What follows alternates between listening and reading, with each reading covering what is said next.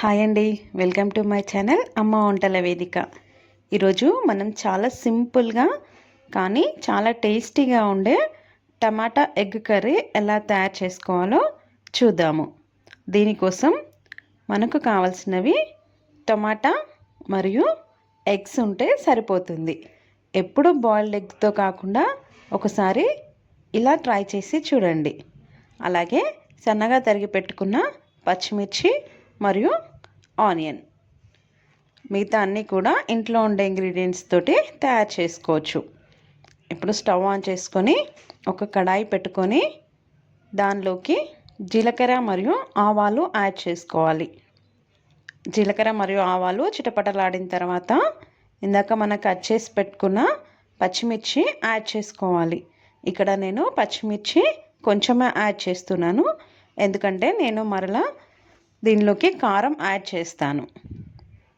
ఇలా పచ్చిమిర్చి ఫ్రై అయిన తర్వాత ఇందాక మనం కట్ చేసి పెట్టుకున్న ఆనియన్ని కూడా వేసి ఫ్రై చేసుకోవాలి.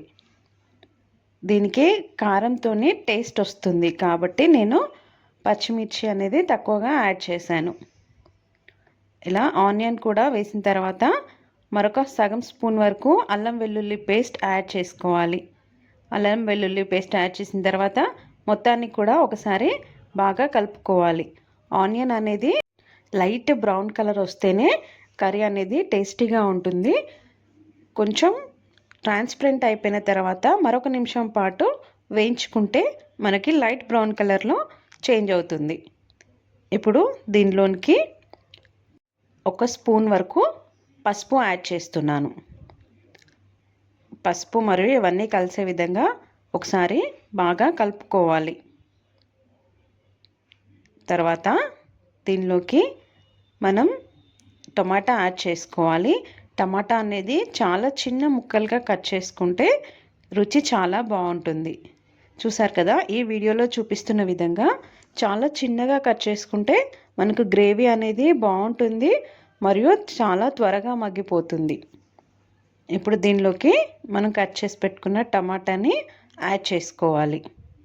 మీ దగ్గర చాపర్ ఉంటే మీరు చాపర్తో కూడా ఇలా సన్నగా కట్ చేసుకొని వేసుకోవచ్చు. ఇలా కట్ చేయడం వల్ల మనకి టమాటా మగ్గిపోయిన తర్వాత గ్రేవీ అనేది చాలా బాగా వస్తుంది. ఇలా మొత్తాన్ని కూడా ఒకసారి బాగా కలుపుకోవాలి. మనం తాలింపులో వేసిన పసుపు అంతా కూడా టమాటాలకి పట్టే విధంగా బాగా కలుపుకోవాలి. కలిపేటప్పుడు మంటని మీడియం ఫ్లేమ్లో పెట్టుకోండి. ఈ విధంగా మొత్తాన్ని కూడా ఒకసారి బాగా కలుపుకున్న తర్వాత దీని మీద మూత పెట్టుకొని ఒక 4 నుంచి 5 నిమిషాల పాటు మగ్గించుకోవాలి.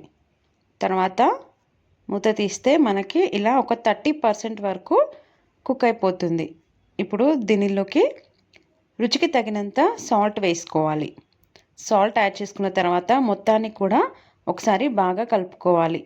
ఈ విధంగా సాల్ట్ యాడ్ చేసుకోవడం వలన మనకి టమాటా అనేది వాటర్ రిలీజ్ చేస్తుంది మరియు చాలా జ్యూసీగా కూడా టర్న్ అవుతుంది. ఇప్పుడు మరలా మూత పెట్టుకొని మరొక 4 నిమిషాలు మగ్గించుకుంటే మనకి టమాటా అనేది పూర్తిగా కుక్ అయిపోతుంది. ఇలా పూర్తిగా కుక్ అయిపోయిన తర్వాత దీనిలోకి మనం కారం యాడ్ చేసుకోవాలి. చూసారు కదా ఎంత జ్యూసీగా చేంజ్ అయిందో టమాటా గ్రేవీ అనేది. ఇప్పుడు దీంట్లోకి నేను ఒక 1 స్పూన్ వరకు కారం యాడ్ చేస్తున్నాను. మీరు టేస్ట్కి తగిన విధంగా యాడ్ చేసుకోండి. దీనిలో కారం ఎక్కువగా ఉంటేనే టేస్టీగా ఉంటుంది మరియు ఈ కర్రీ కూడా స్పైసీగా బాగుంటుంది. కారం వేసిన తర్వాత మొత్తాన్ని కూడా ఒకసారి కలిపేసి 2 నిమిషాల పాటు మగ్గించుకోవాలి.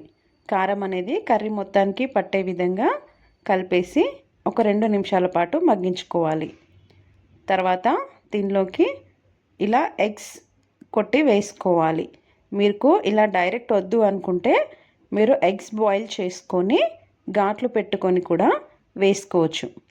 కానీ ఈ విధంగా చాలా టేస్టీగా ఉంటుంది. ఒకసారి ఇలా ట్రై చేసి చూడండి. ఇలా ఎగ్ డ్రాప్ చేసిన తర్వాత మూత పెట్టుకొని మరొక 3 నిమిషాల పాటు మగ్గించుకోవాలి. తర్వాత మూత తీస్తే మనకి ఎగ్ అనేది ఈ విధంగా కుక్ అయిపోతుంది. ఇప్పుడు ఈ ఎగ్స్ని మెల్లిగా మరొక వైపు ఫ్లిప్ చేసుకోవాలి. ఇలా ఫ్లిప్ చేసుకొని మరొక నిమిషం పాటు మరొక వైపు కూడా మగ్గనివ్వాలి. ఇలా రెండు వైపులా మగ్గిపోయిన తర్వాత దీనిపైన మనం కొత్తిమీర యాడ్ చేసుకోవాలి. తర్వాత ఒక స్పూన్ వరకు ధనియాల పొడి కూడా యాడ్ చేసుకోవాలి.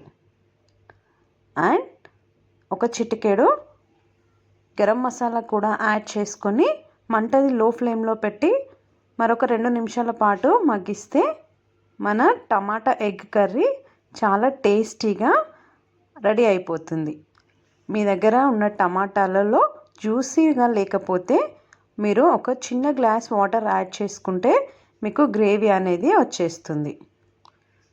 ఇలా మూత పెట్టుకొని మరో 2 నిమిషాలు మగ్గించుకొని తీస్తే మన టమాటా ఎగ్ కర్రీ రెడీ అయిపోయింది. చూసారు కదా ఎంత జ్యూసీగా వచ్చిందో. ఈ టమాటా ఎగ్ కర్రీ వేడి వేడి అన్నంతో తింటే చాలా బాగుంటుంది. అలాగే చపాతీ, రోటీ, పరోటా అండ్ లంచ్ బాక్స్కి కూడా చాలా బాగుంటుంది. ఇప్పుడు దీనిని ఒక సర్వింగ్ బౌల్లోకి ట్రాన్స్ఫర్ చేసుకుందాము. అంతే అండి, సింపుల్గా మన టమాటా ఎగ్ కర్రీ ఎలా తయారు చేయాలో చూసారు కదా. మీకు ఈ వీడియో నచ్చితే లైక్ చేయండి అండ్ అలాగే షేర్ చేయండి మరియు ఛానల్ని సబ్స్క్రైబ్ చేయడం మర్చిపోవద్దు. Thank you so much for watching.